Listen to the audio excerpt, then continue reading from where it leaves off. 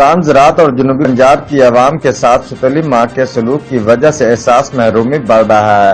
ہمارے ملک کے پالیسی ساز اداروں میں زراعت دشمن موجود ہیں۔ ان کی زراعت دشمن پالیسیوں کی وجہ سے پاکستان کی معیشت کی ریڑھ کی ہڈی کسان جیتے جی مر چکے ہیں۔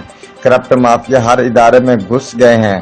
ملک تباہ حالی کی طرف جا رہا ہے۔ پانی کے ذخائر ناکافی ہیں۔ ان خیالات کا اظہار وفاقی وزیر خوراک و زراعت سید فخر امام نے نواز شریف زرعی یونیورسٹی ملتان میں زراعت کی موجودہ صورتحال پر بریفنگ دینے کی تقریب سے خطاب کرتے ہوئے کیا۔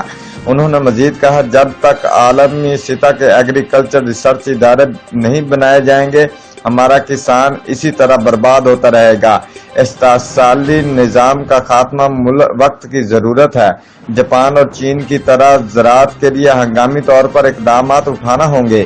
پچھلے 30 سال سے زراعت کو نظر انداز کیا جا رہا ہے۔ جنوبی پنجاب جو 80% زراعت سے وابستہ ہے، اس کے ساتھ ستلی ماہ جیسا سلوک ظلم ہے، بہت بڑی ناانصافی ہے۔ پالیسی ساز اداروں میں کاشتکار نمائندگان شامل کرنا ہوں گے۔ پاکستان پالیسی ساز اداروں میں بیٹھے نااہل لوگوں نے اپنے تجربات کی وجہ سے برباد کر کے رکھ دیا ہے۔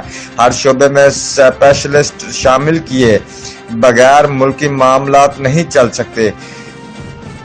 گزشتہ 50 سال سے جنوبی پنجاب میں ایک نشتر ہسپتال کام کر رہا ہے جو بلوچستان اور KPK کو بھی مستفید کرتا ہے، جبکہ لاہور میں نشتر ہسپتال جیسے 10 ہسپتال بن چکے ہیں۔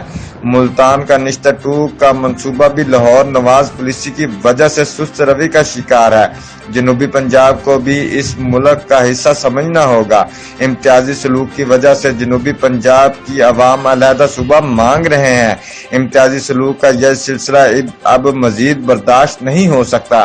میں پچھلے 30 سال سے جنوبی پنجاب اور کسانوں کی محرومیوں کی جنگ حکمرانوں کے ساتھ لڑ رہا ہوں۔ کسانوں کے ساتھ زیادتی ملک دشمنی سے کم نہیں ہے۔ کسان کسی بھی ملک کی معیشت کی ریڑھ کی ہڈی ہوتے ہیں۔ تقریب سے صوبائی وزیر زراعت سید حسین جہانیہ گردیزی، سیکرٹری زراعت جنوبی پنجاب ڈاکٹر محمد آصف روچ، وائس چانسلر نواز شریف زرعی یونیورسٹی ملتان، کسان اتحاد کے مرکزی صدر خالد محمود کھوکھر نے بھی خطاب کیا۔ تقریب کے اختتام پر وفاقی وزیر سید فخر امام، صوبائی وزیر زراعت سید حسین جہانیہ گردیزی اور vice chancellor doctor Asif Rao نے مہمانوں اور ماہرین زراعت میں شیلڈ تقسیم کی۔ Report Chaudhry Muhammad Hussain Shaheen Meo, bureau chief, Geo Express News, جنوبی پنجاب۔